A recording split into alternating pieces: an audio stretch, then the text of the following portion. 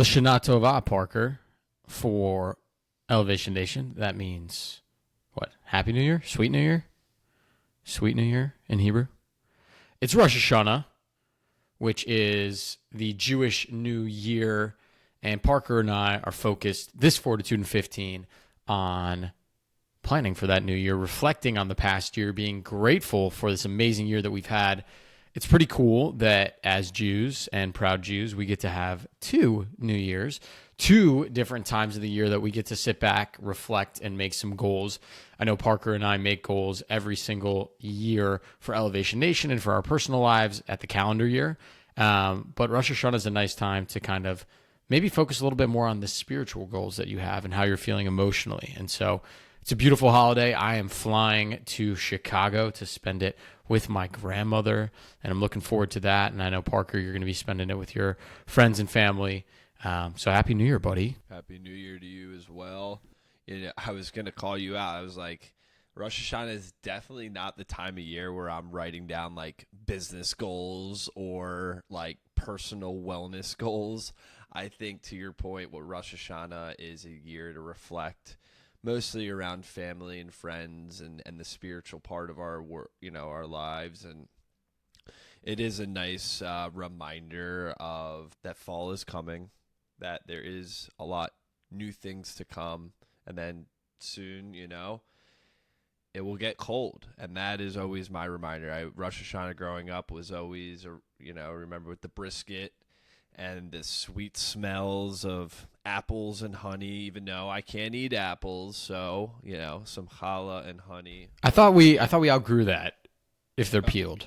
Is that not true? I've become so desensitized to apples, and I'm just like, there is no way I'm eating apples. Maybe we'll try it this year. Maybe not. I'll have to report back next week. I think you should exude some mental fortitude. I think you should peel the apple, and I think you should try the apple. I'll exude mental fortitude if we have to go speak in front of 500 people. I'll exude mental fortitude if I got to go run a marathon.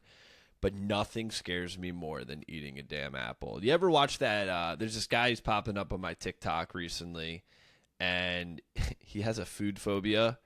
And his roommate, takes videos of him like peeling a banana or like cutting a pickle, and he looks miserable.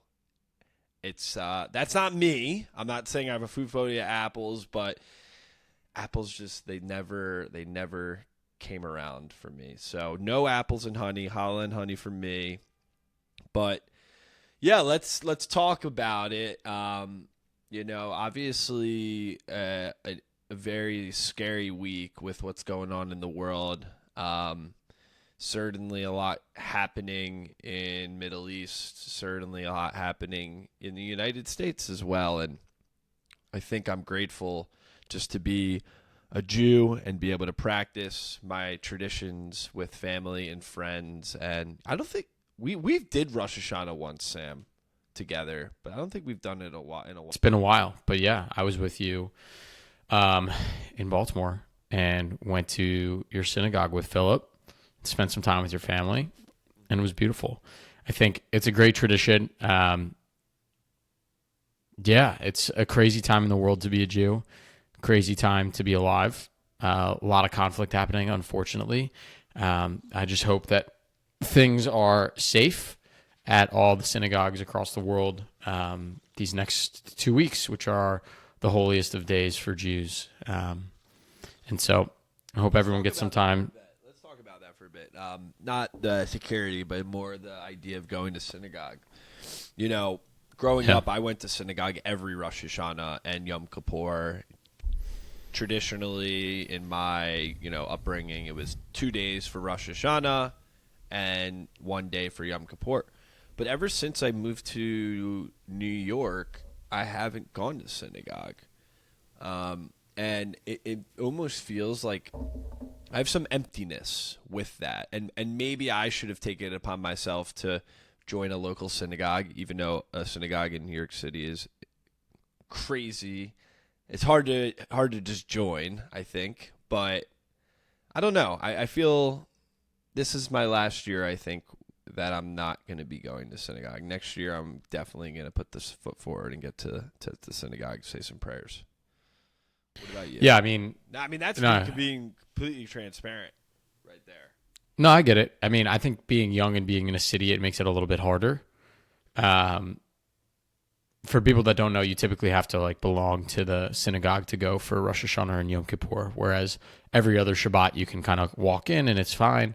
You know, it's one of the reasons why I love going back to Chicago and spending it with my grandma, right? It has been a more consistent synagogue in my life since we stopped and my parents moved out of Chicago. I've been going to my grandma's for probably the past 5 or 6 years, every Rosh Hashanah with her. And my parents just joined a synagogue in Savannah, which is really cool. So I'm excited to experience that with them, hopefully in the coming years as well. It's one of the oldest synagogues in the country, Parker. Can you believe that? I think it's second oldest in the United States is in Savannah, Georgia. So yeah, I think I would not say that Georgia was the place that I would say the second oldest.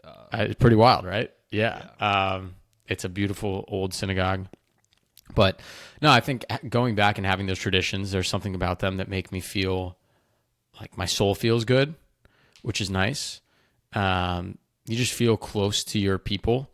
And I think going with, you know, my grandma has been a really cool tradition for me as, you know, you have a couple generations now together doing the same traditions, the same prayers side by side in a very holy place. And to me, I just think that's really cool. So I'm looking forward to it. It's something that I love to do. I'm looking forward to an incredible new year with you. We have a lot of exciting things coming up in our personal lives, in our professional lives, in our spiritual lives. We have some amazing experiences that we've been able to do together this past year. If we reflect on it, Parker, I think we've gotten to do things that we never thought would be possible.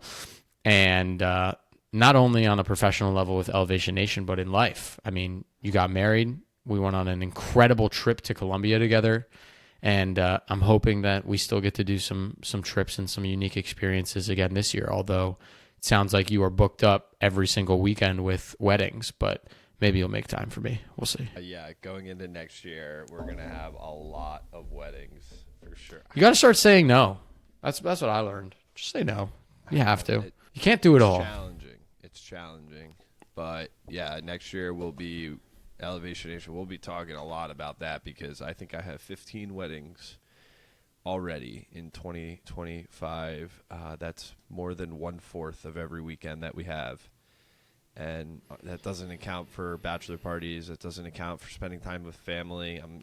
My family lives in Florida and Annapolis and out west, finding times to be able to see them on top of doing all this. You're right. We got to figure out a way to get around. Protect your time, bro. That's all I'll say. Protect your time.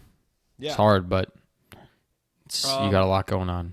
So, lastly, I'm going to ask you a question. Rosh Hashanah is time to reflect. New Year. I want to ask you, what are you grateful for going into this October? It's such a great question. Obviously, every day I'm grateful for my health, my family, my friends.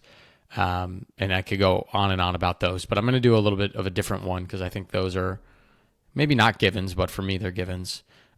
This year, I've worked a lot on my mindset. And I know that sounds super cliche because we've been having a podcast all about mindset for 4 years, 5 years. But I think the past 3 months in particular, I've been focused immensely on elevating my mindset to be more positive. And that's through different habits that I've been learning. That's through different studies, different books, different ways that I've been able to elevate my energy. I owe a lot of that to Miles Grossman, our friend. Miles and I meet every week, and we work on different ways to elevate my energy. And it's been really helpful for me to be more positive, and I think it actually has worked. I feel great. I feel happy. I feel grateful. And I'm just really, really lucky that I think I have that mindset now, hopefully for life, and solidified as part of me, because it makes life a lot more enjoyable and makes me a lot happier and certainly less stressed. So I'm grateful for that. What about you, Parker? Yeah, I mean, I'm going to say I'm obviously grateful to be alive. I'm grateful for my health, my family, my friends, my job, to be almost 29 years old, and have all the experiences that I experienced, whether they're good or bad. I'm grateful for all of it. Unfortunately, not all of it's great, but you know what? I'm grateful for it because it makes me who I am today. It's got me to this moment. I'm very grateful today. We received a message through the grapevine of Elevation Nation from my 5th grade teacher. And it was really simple. It was, "Hey, Parker, I'm so proud of you." And to hear Miss Campbell from 5th grade write that message was so heartwarming, and it just brought me so much joy. You know, I haven't seen Miss Campbell in a long time, but she was one of those teachers that you don't forget. A teacher that has instilled things in you that you bring forward. And I know you have those people in your life. She was certainly one for me. And to hear from her, 18 years later? How old are we in 5th grade? 10, right? Like 11 years old. And just to get that simple message made me feel so grateful to be doing this, because it seems like we're doing something right when you get messages like that. And to get that and reflect on that is pretty special. It's those little things that keep us going. And so I'm taking that into the weekend, and I just thank you, Miss Campbell. I really appreciated that. Shout out Miss Campbell. Parker, Shana Tova, Elevation Nation. Whether you celebrate or not, Happy New Year if you do. And if not, take a minute to reflect on the beautiful year that you're having. We're grateful for all of you, wishing you health, happiness, success, and a sweet, sweet year. Till next week. Peace.